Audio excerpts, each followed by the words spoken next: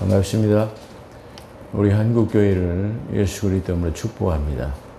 우리 포도원 교회를 예수 그리스도로 축복합니다. 우리 포도원 교회 주일 낮 예배를 축복하고 또 새벽 기도회, 수요 기도 예배, 그리고 금요 철야 기도 예배를 예수 그리스도로 축복합니다.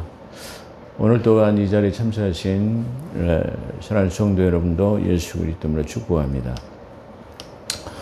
어제는 불교에서 석가모니라고 그러죠. 석가탄신일로 그 모든 사찰에서 점등식을 하는 걸 저기 뉴스에 보도가 됐죠.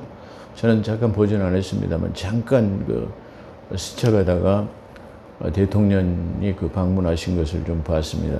근데 그 점등식이라는 것은 그 등불을 밝혀가지고 세상을 좀 밝히겠다라는 그런 뜻으로 점등식을 하는 것으로 제가 알고 있습니다. 근데 그걸 한번 생각해 보면 불교에서 하는 점등식과 우리는 예수 그리스도를 하나님께서 빛이라고 말씀하십니다. 하나님의 말씀은 빛이라고 하기 때문에 종교적인 우월을 말하기 전에 그들의 등불은 그 라마다경이라고 하는 스리랑카에 보존되어 있는 그 라마다경이라는 우리 경전은 아니죠. 거기에도 그런 내용이 들어있다고 그래요. 내가 전하는 이 진리의 등불에는 하시, 언제라도 오실지 모르는 야소, 한문으로 예수를 야소라고 쓰죠. 언제라도 오실지 모르는 야소가 오면 내가 전하는 이 등불에는 기름이 없다. 그게 그들의 경전의 결론입니다. 그런 것처럼 예수 그리스도 오시면, 그러니까 아마 그 석가라는 사람도 언젠가는 자기보다 더 환한 빛이라고 하는 그 예수 그리스도가 오실 것을 아마 알았던 것 같습니다. 사람들이 왜 불교를 석가를 믿는 사람들이나 다른 종교를 믿는 사람들이 왜 예수라야만 하느냐? 얼마든지 다른 종교도 선하고 착하고 깨끗하게 살 수 있는데 꼭 예수주의라야만 하느냐? 그렇게 말하죠. 근데 오늘 설교 내용 중에서도 잠깐 들어있습니다만은 사도행전 4장 12절에는 천하에 구원받을 만한 이름이 예수 외에는 없다 라는 것은 위대한 전 우주적인 모든 인류에게 선언하는 아주 대메시지다. 그렇게 말할 수 있을 겁니다. 그래서 사람들이 왜 예수주의라야만 하냐, 예수라야만 하느냐 그렇게 말하는데요. 예수 그리스도의 그 하나님의 아들로서의 핏부림이 없이는 모든 사람들이 원래의 상태로 회복할 수가 없어요. 그러니까 아담이 범죄한 이후로 모든 사람은 그 죄를 알아버렸어요. 그래서 이 하나님께서 에덴 동산에 있는 아담과 하와에게 이 에덴 동산 중앙에 있는 선악과를 따먹으면 정령 죽으리라 그렇게 말했어요. 정령 죽으리라 했는데 그 선악과를 따먹음으로 말미암아 이제 죽게 되었어요. 근데 영존하도록 영원토록 살 수 있도록 하나님께서 창조하셨는데 그걸 따먹음으로써 이제 쫓겨나게 돼요. 에덴 동산에서 쫓겨나게 됐죠. 근데 그 죄악의 문제, 우리가 그 에덴 동산에서 일어났던 사건들도 잘 생각해 보면 그들이 그 선악과를 따먹고 눈이 밝아져 가지고 이제 이 벌거벗은 것을 알게 됐단 말이야. 전에는 그걸 몰랐는데 그 선악과를 따먹고 나니까 자기 치부, 수치스러운 것들이 눈에 보인 거예요. 내가 이렇게 추한 사람이었던가 말이야. 원래 하나님 안에 에덴 동산에 있었을 때는 내가 이걸 몰랐는데 하나님께서 먹지 말라고 하는 이 선악과를 먹게 됨으로써 내 모습이 이렇게 추한 모습이었던가. 그래서 그들이 취한 처방은 무화과나무 잎사귀를 갖다가 그 치부를 가리는 것이었습니다. 근데 하나님께서는 그걸 원치 않으시고 그 무화과나무 잎은 말라지고 또 바꿔야 되고 좀 안전할 수가 없죠. 그래서 최초의 가죽옷이라는 옷을 입혀서 만드셨다라는 것이 그 창세기에 보면 나옵니다.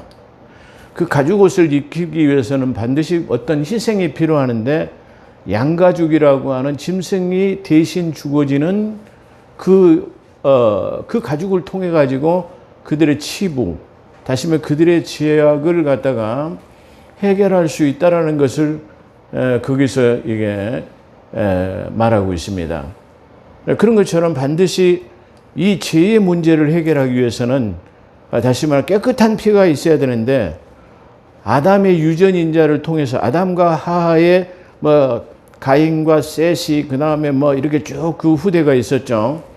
근데 이 사람들은 아담과 하와의 후손의 모든 인류의 후손들은 아담의 유전인자로 인해서 죄에 물든 유전인자를 갖고 있기 때문에 다시 말해 인류의 모든 사람들은 그 깨끗한 피로서 깨끗한 피가 필요한데 그 깨끗한 피가 가지고 있는 사람은 아담의 유전인자를 타고나는 모든 인류의 사람은 한 사람도 깨끗한 피가 없어요.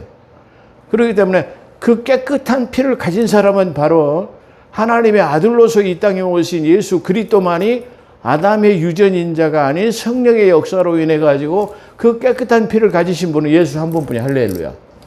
그래서 바로 예수 주여야만 한다. 예수로야만 한다. 그래서 우리의 죄의 문제를 해결할 수 있는 것은 바로 예수 그리스도가 아니면은 해결할 수 없다는 것을 우리가 한번 생각해 봅니다. 그래서 우리는 그들을 배격하는 것은 아니지만 그들의 존재 가치를 인정해 준다 할지라도 그들의 잘못된 교리는 우리가 받아들일 수 없다. 그렇게 말할 수 있어요.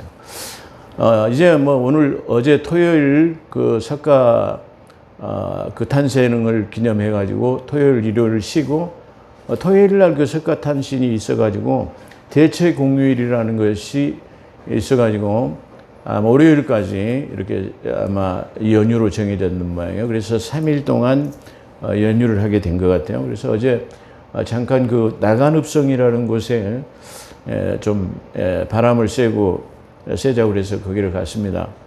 근데 주민등록을 가지고 가면 65세가 되면 무료인데 주민등록이 없으면 4,000원씩을 내야 돼요. 그래서 안에 둘이 가려면 8,000원이 있어야 되는데 8,000원을 아끼려고 그 안에는 들어가진 않고 바깥에 그냥 바깥에서 구경만 하고 바람 좀 쐬고 머리를 식히고 이렇게 왔습니다. 그냥 나오다 보니까 그 파수대라고 하는 여호와의 증인들이 많은 사람들이 나와서 막 전도를 하는데 많은 관광객들이 오니까 많은 사람들이 나와가지고 막 교대로 이렇게 하더라고요. 그래서 우리 그들을 보면서 한번 생각나는 게 있었는데 그 여호와의 증인들은 아주 그 요소에서 2명씩 나와가지고 이렇게 책자를 이 홍보지를 갖다가 만든 거치대를 만들어 놓고 전도하는 모습을 우리가 길거리에서 간혹 봅니다. 자, 우리 교회들도 저들의 전도 열정만큼은 우리가 좀 본받았으면 좋겠다. 그런 차원에서 제가 지나가면서 그들을 좀 격려를 했어요. 그랬더니 저한테 그 여호와의 증인에 관심이 있냐고 그래요. 그래서 관심은 없습니다. 저는 교회 목회자입니다. 그러나 당신들의 하는 전도 열정은 우리가 교회가 좀 배웠으면 좋겠습니다. 그랬더니 그 목사 같은 사람이 목사는 그 여호와의 증인은 없다고 그래요. 다 형제라고만 해가지고 그 형제 중에서 성경 공부를 해가지고 하나님의 말씀을 증거한다고 그래요. 그것도 모순이죠. 왜 모순이냐면 디모데전서 3장에 보게 되면 하나님의 말씀을 전하는 감독자로 하나님께서 세우셨다고 말하는데 그들은 교회 안에서의 목회자가 없어가지고 아무나 증거한다고 그래요. 그럼 아무나 증거한다라고 물론 증거할 수는 있겠지만 정성을 하나님의 말씀에 대해서 공부를 하지 않으면 자칫 잘못하면 교리적으로 문제가 생기게 될 수밖에 없죠. 근데 그 사람들이 저한테 질문을 하더라고요. 어떤 질문이냐면은 목사님은 군대 갔다 오셨습니까? 그러더라고요. 그래서 갔다 왔죠. 당연히 갔다 와야죠. 그랬더니 하나님의 말씀에 원수를 사랑하라고 그랬는데 총을 가지고 누구를 죽이기 위해서 훈련하면 됩니까? 그렇게 말하더라고요. 그래서 제가 그랬습니다. 디모데전서 2장에 보게 되면 기도에 대해서 말하고 있죠. 기도.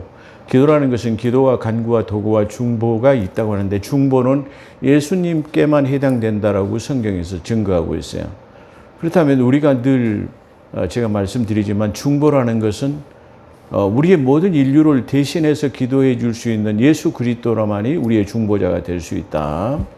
그래서 신약의 중보자는 예수요, 구약의 중보자는 모세라고 말씀드린 적이 있습니다. 그렇다고 하면 우리는 기도는 기도와 간구와 도구 이 세 가지 것을 가지고 기도하는데요. 그 기도를 해야 하는 목적은 첫 번째로 너희는 첫째로 나라와 임금을 위해서 기도하라 그래요. 나라와 민족을 위해서 임금을 위해서 기도하라 그랬어요. 근데 여기서 나라와 민족과 임금을 위해서 기도해야 하는 이유는 뭐냐? 그러면 너희가 고요하고 평안한 중에 신앙생활에 정진할 수 있도록 하기 위해서 너희가 기도해라 그 말이야.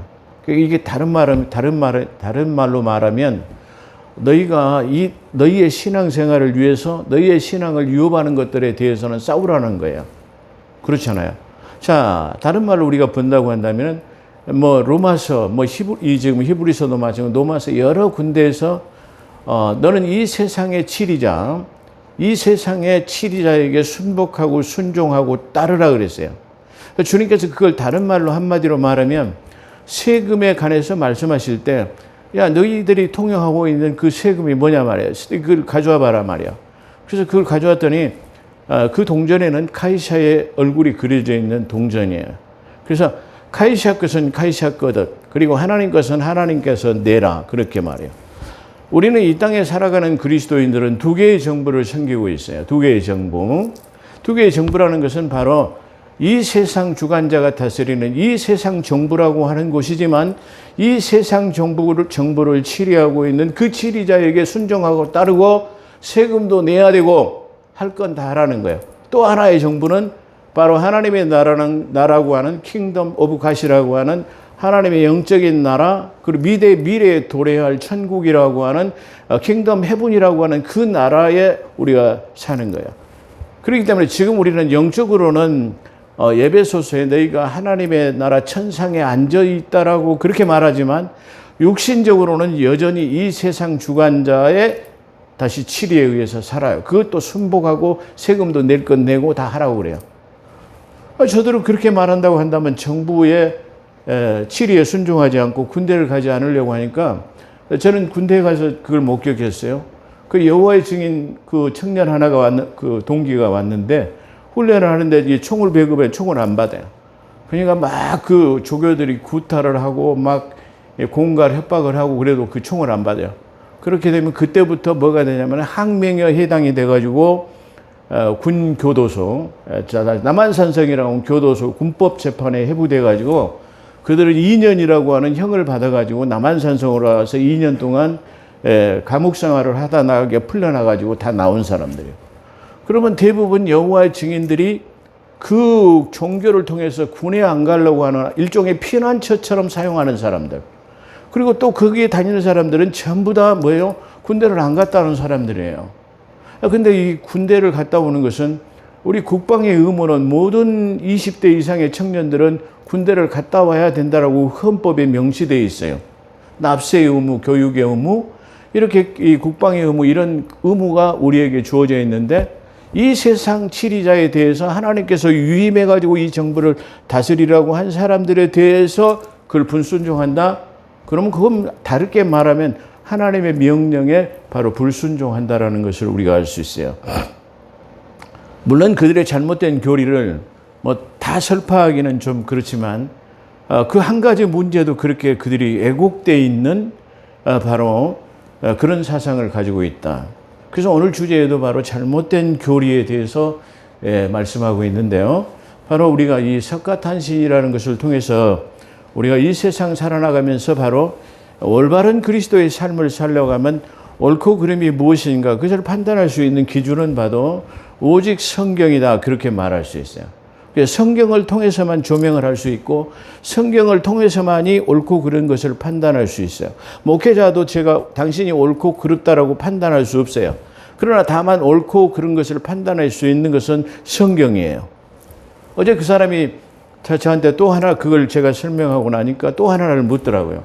목사님, 그러면 교회 안에서 사람들이 많은 죄를 지으면 그 죄를 지은 사람에 대해서는 어떻게 합니까? 그래요. 그래서 첫째로는 가서 형제에게 권면하라고 그래요, 성경에. 두 번째로는 듣지 않으면 그 다음에는 교회의 이름으로 가서 권면하고, 그래도 교회의 이름으로 가서도 권면해도 듣지 않으면 그 다음 뭐라고요? 출교시키라고 그래요. 그래서 고린도전서 5장에 보면 이방인이라도 할 수 없는 죄를 범한 자를 왜 너희는 그 교회에서 갔다가 그를 치리지 않고 내쫓지 않고 그대로 놔두냐라고 사도 바울은 고린도전서 5장에서 엄밀하게 말하고 있어요. 그렇기 때문에 사람이 살다 보면 범죄할 수도 있고 허물과 죄를 범할 수 있어요. 그러나 우리는 그를 권면하고 용서하고 간용하고 책선해가지고 회개해서 다시 돌아오도록 하는 것이 우리의 의무예요.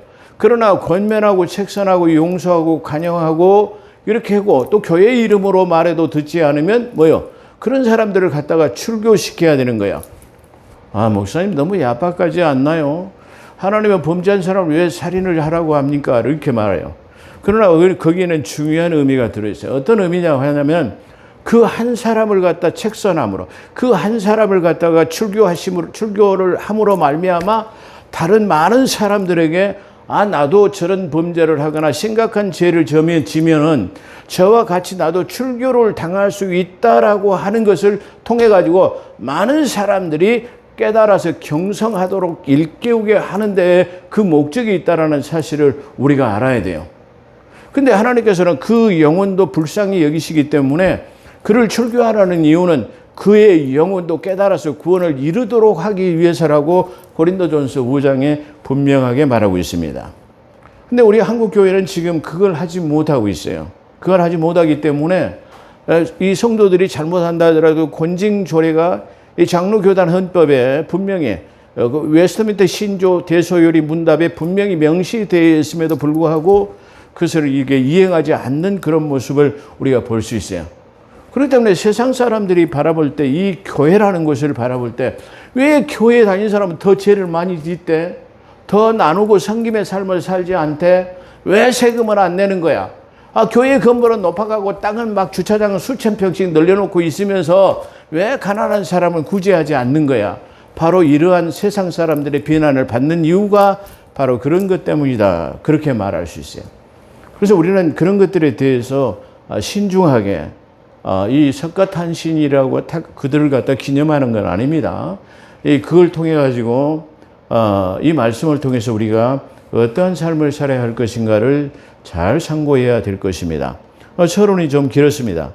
오늘 히브리서 13장 마지막, 히브리서는 13장으로 되는데 마지막 장이죠.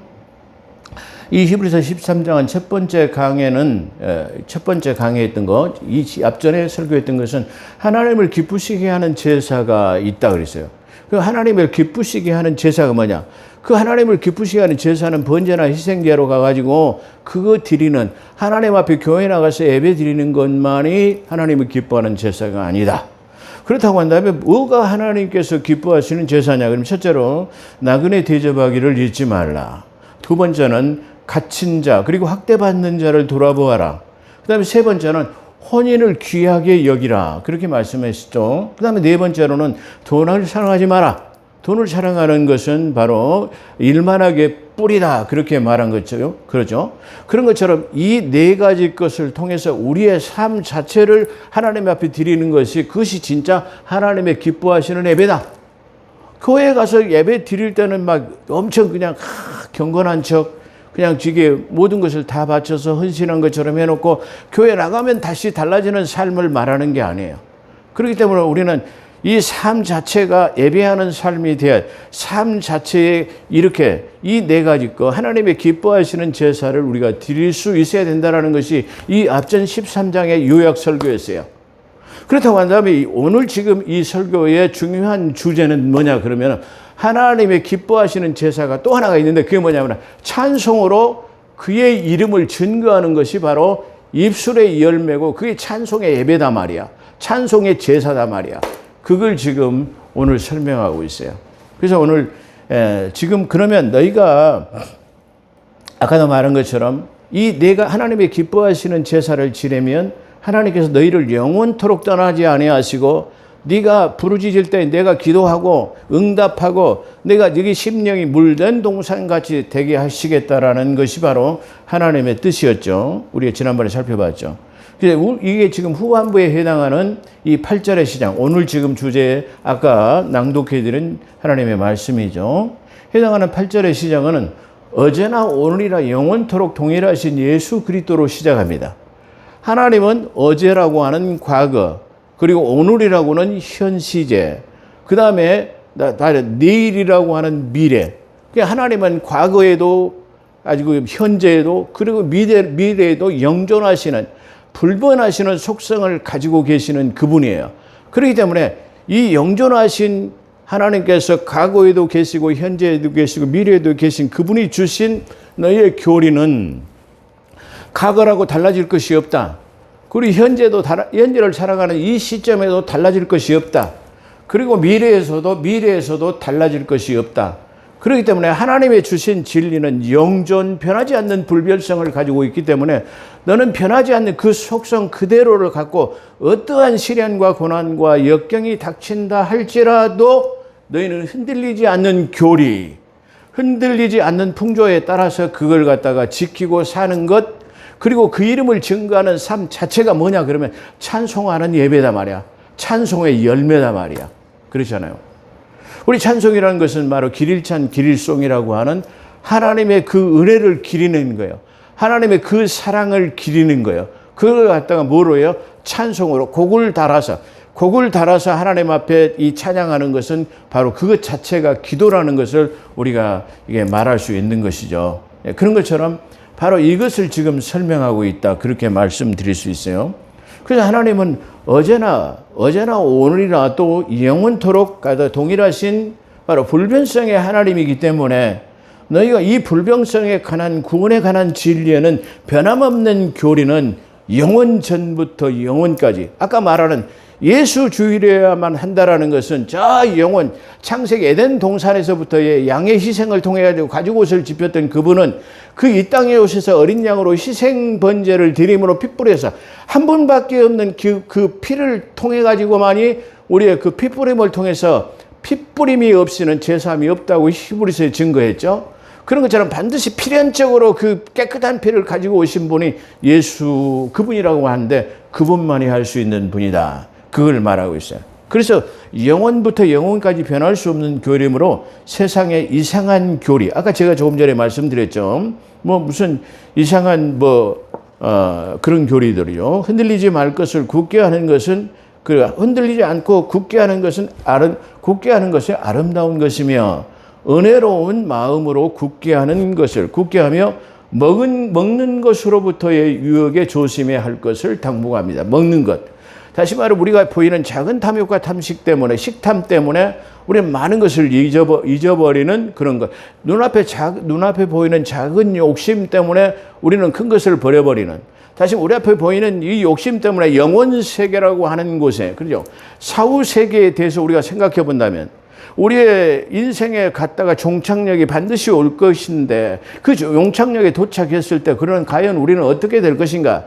영혼이라고 하는 저 영혼 불못에 빠질 것인가? 아니면 영원한 세계에 바로 들어가서 천년왕국을 누릴 것인가라고 하는, 그래서 그 천년왕국이 끝나게 되면 새 예루살렘이 영원한 도성이라고 하는 곳에 우리가 들어갈 수 있는 것인가? 사람의 손으로 단장하지 않는 수정같이 맑은, 다시 말해 3층으로 된 정사각형의 그 아주 12,000 스타돈이라 되는 엄청난 성곽이 하늘로부터 내려올 건데 그 성곽에 들어갈 수 있다라고 성경에서는 증거하고 있습니다.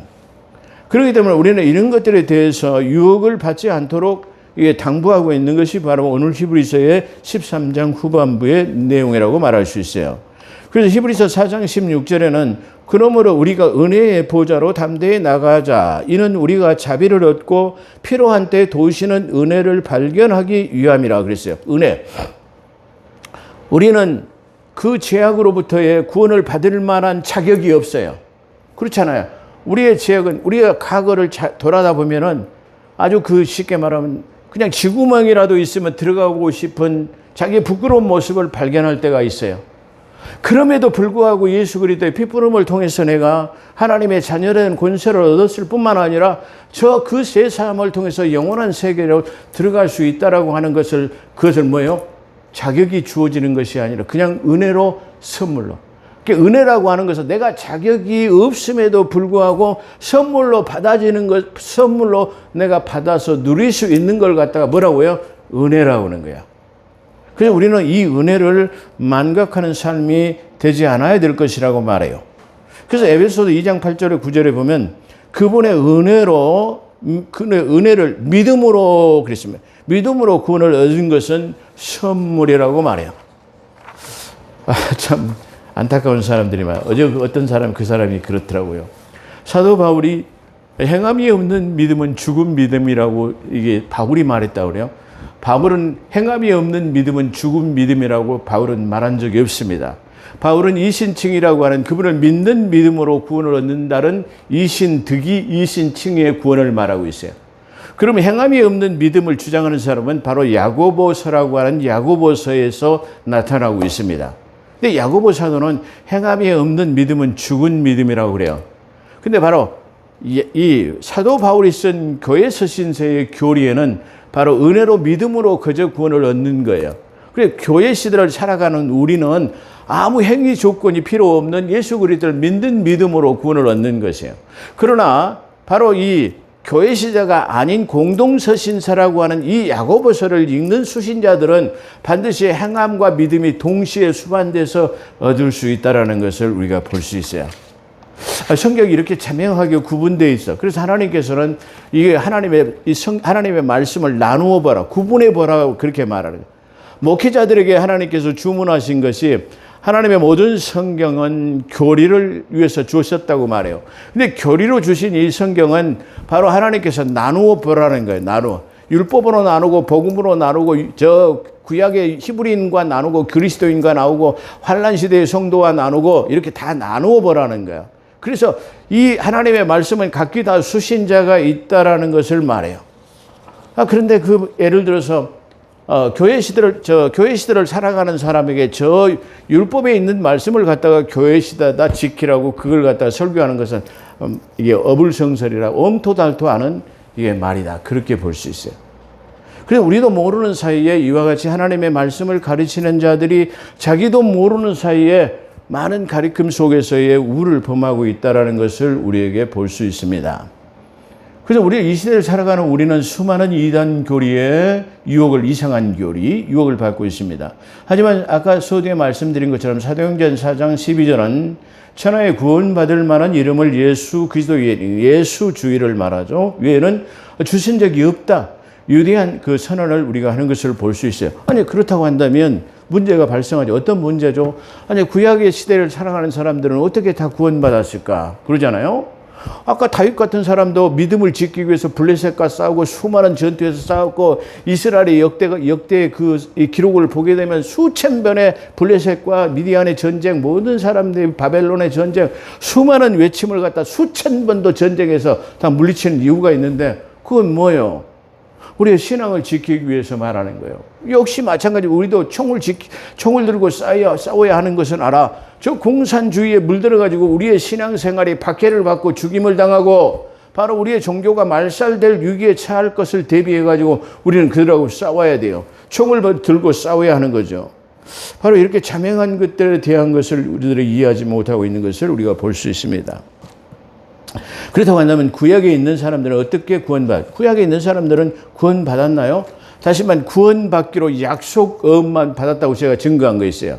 바로 구약에 유대한 모든 구약에 금명된 사람들은 그래 내가 이 약속음을 갖고 있으면 그날에 내가 그 약속음을 가져오면 현찰로 바꿔줄게 라고 하는 약속음과 같은 것인데 그 약속음은 예수 그리스도가 이 땅에 오셔서 십자가의 피부름으로 말미암아 그 약속음은 갖다 현찰로 바꿔지게 되는 바로 그런 것을 말하고 있어요.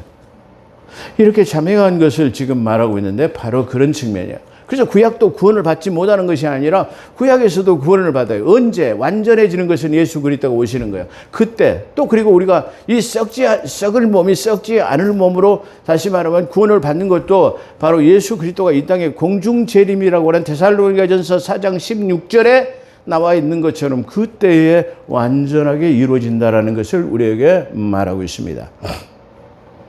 그래서 우리는 구약의 성도들은 유효한 약속 업무와 같은 것이라고 제가 설교한 바가 있습니다. 10절은 우리에게 한 제단이 있는데 성막을 섬기는 자들은 이곳에서 나온 것을 먹을 수 있는 권한, 제단이나 성막을 섬기는 사람들은 이것을 먹을 권한이 없어요.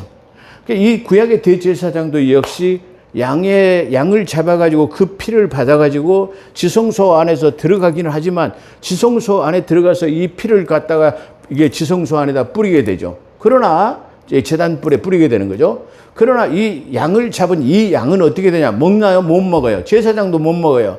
성전을 섬기는 사람들, 제단을 섬기는 사람들, 어떤 사람도 못 먹어요. 왜? 그는 5큐빗이라고 하는 번제단에 불태워가지고 없어져 버려요. 그렇기 때문에 이 희생제로 드려진 것은 피도 역시 마찬가지고 바로 이 살코기도 마찬가지로 먹을 수 있는 권한이 아무도 없다라는 것을 지금 말해요. 이 말의 깊은 의미는 바로 이렇게 지성소 안에 그걸 가지고 들어가지만 그것은 안전할 수가 없다. 그리고 거기서 성전이라고 너희가 생각하는 그 성전은 반드시 아무것도 너희가 얻을 수 없다라는 것을 말해요. 그렇다고 하면 거기서 얻을 수 있는 것이 없는데 바로 예수 그리스도께서는 그 마태복음 9장에서도 말하고 있어요.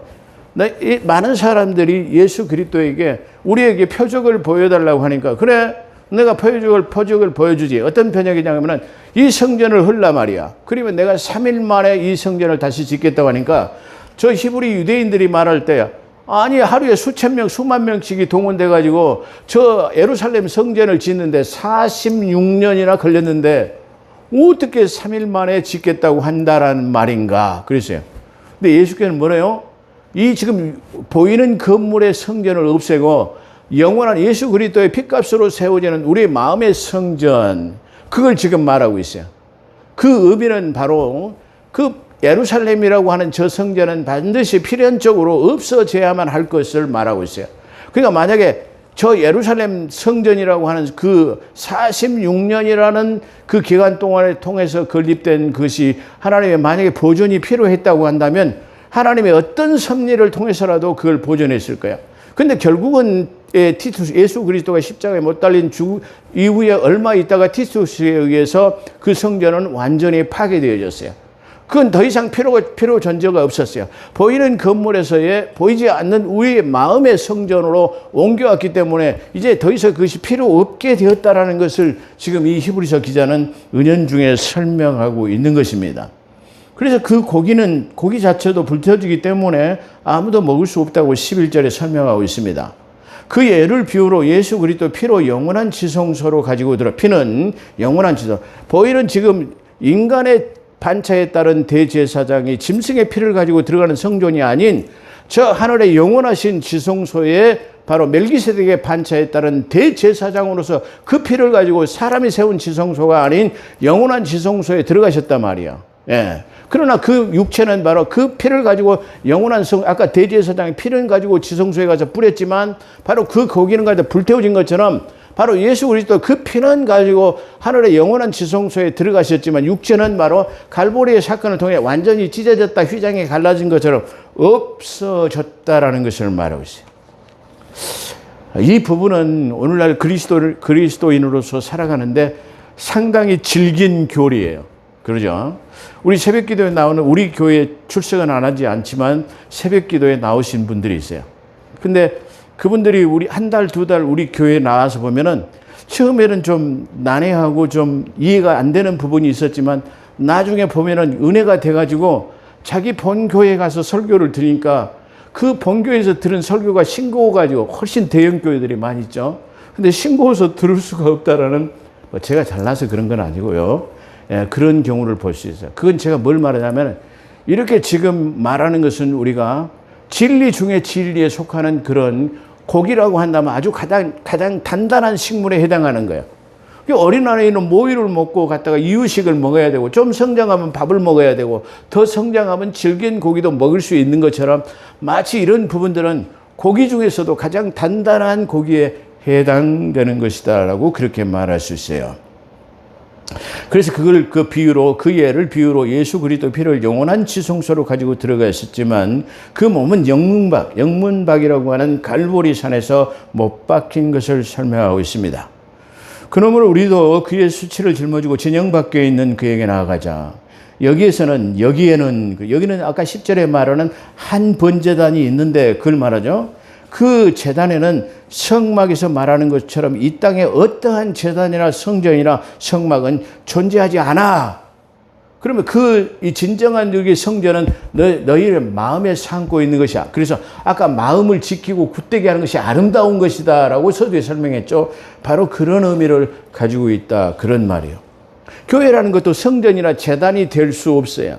이 교회라고 하는 것은 바로 구원받은 성도들이 모여서 그날될 구별된 삶, 하나님의 말씀으로 양육받아서 일주일간을 살아가는 영의 양식을 공급받는 것 위에는 다른 제단이나 성전이라는 개념은 우리가 버려야 하고, 내 마음을 성전 삼고 있는 예수 그리스도, 다시 말하면 그분을 우리가 내 삶 자체를 하나님 앞에 드려야 된다, 그걸 말하고 있습니다. 그러므로 이 땅에 영구한 하나님의 도성, 제가 이 앞전에 설명한 것처럼 이 땅에는 영구한 도성이 없어요. 저 예루살렘 그 유명한 성전도 없어졌죠. 근데 그러면 이 영원한 도성, 영구한 도성을 말한 것은 바로 다시 말하면 미래에 세워질 천국에 세워진 천년왕국의 도성을 새 예루살렘 도성을 말한다고 제가 창세기 아까 히브리서 12장에서 이 땅에 도래할 예루살렘 도성은 장차 천년왕국을 지칭하는 말이라고 말씀을 드렸습니다. 그러므로 우리가 그분을 통하여, 예수 그리스도를 통하여 영분 밖에 있는 갈보리로 나가야 돼. 갈보리에 나가서 우리가 발견할 수 있는 것은 예수 그리스도의 핏부림을 통해 가지고, 그 마음에 우리의 신방의 핏부림을 통해 가지고 우리가 그분을 얻을 수 있는 것을 영분 밖에 있는 십자가의 보혈을 통해서 우리가 할 수 있는 것이다, 그걸 설명하고 있습니다. 이것이 하나님께서 기뻐하시는 제물인데, 이 제물은 그 이름에 감사하는 입술이야. 그러니까 이 제물은 우리가 말로 어떠한 제물을 드려도 하나님은 기뻐해요. 어떠한 짐승이나 어떠한 헌신이나 어떠한 번제, 어떠한 헌금을 많이 드린다 해도 그건 기뻐하지 않아요. 그러면 진정 하나님께서 기뻐하시는 거야. 아까 우리의 삶 자체를 소두에 말한 것처럼 드리는 것, 그 다음에 그 이름을 높이는 찬송의 열매가 진짜 하나님의 찬송의 이게 제물이다. 그리고 히브리서 13장은 오늘날 이 시대를 살아가는 우리 그리스도인들에게 아주 얼마나 소중한 주옥 같은, 보물 같은 얘기를 지금 이 속에서 하고 있어요. 이걸 통해 가지고 우리가 뭘 해야 되죠? 우리가 신앙을 잘 정비하는 거예요. 뭐 그렇다고 해서 이걸 곡해하면, 아니 저 목사님은 교회에다 헌금 내지 마라 한 거가, 그건 아니에요. 헌금이 내야 교회 재산세도 유지하고, 뭐 세금도 내고, 물세도 내고, 전기세도 내고, 목사님 교통비도 주고, 전도사 교통비도 주고 해가지고 유지해 나갈 수 있죠. 그게 11조의 원래 목적이니까요. 그렇죠. 그렇다고 해서 뭐 그걸 강압적으로 내라는 건 아니에요. 자기 형편에 따라서, 자기 마음에 따라서 하는 거지, 절대 강요하는 것이나 강제로 요구하는 것은 없어요. 자기의 마음에 감동함으로 이게 내지는 것이지 아무것도 요구하지 않습니다. 큰 건물을 짓기 위해서 갖다가 뭐 하라고 그러죠? 작정 헌금을 하라든가, 뭐 자기 건물을, 집을 갖다가 담보로 해가지고 몇 억씩을 돈을 내라. 절대로 교회에서는 그걸 요구하지 않습니다. 성경 어디에서도 그걸 내라고 하지 않습니다. 구약에서도 이게 성전의 함을 만들어가지고 요아스 시대에 갖다가 헌금을 갖다가 교회에다 넣는데, 거기에 모아진 헌금은 성전을 보수하는데 전부 사용했다고 성경은 증거하고 있습니다. 진정한 기뻐하는 제물은 찬양이라는 것을 말씀하고 있습니다. 마지막으로 제단을 섬기는 자, 아까 제가 서두에 말하지만 제단을 섬기는 자는 성막을 섬기는 자도 먹을 수 없는 제물이지만, 이와 같이 일을 행하는 자는 진정한 제물을, 찬송을 지르는 것이 바로 진정한 제물이다. 이 17절 마지막 절은 말씀을 가르치는 자, 감독자, 치리자를 말하죠. 이 사람들에 대해서 순종해야 할 것을 말하고 있습니다. 이것은 목사님들에 대한 부분이기 때문에, 제가 목회자이기 때문에 이 말을 하는 것은 좀 설득력이 없다고 봐요. 그렇지만 목회하는데, 다시 말하면 그 괴로움이나 또 어떤 쉽게 말하면 마음의 그 어떤 그런 것으로 하지 않고, 내 영혼을 회개할 자라. 그러니까 내가 내 자신의 영혼을 위해서 회개할 자처럼 누구를 위해서 성도를 위해서 기도하잖아요. 성도의 이름을 부르면서 그가 형편과 처지에 처한 것을 가지고 아침에 새벽에 기도합니다. 그렇잖아요. 금요철야의 때 기도합니다. 그런 것처럼 바로 이 마지막 지금 17절에서는 뭘 말하고 있냐. 교회 생활에서의 주의 종들의 가르치는 자에 따라서 순복해야 될 것을 말하고 있습니다. 기도하겠습니다. 거룩하시고 자비로우신 하나님, 오늘도 저희들을 불러 모아주셔서 하나님의 귀한 말씀으로 양육해 주신 하나님께 감사드립니다.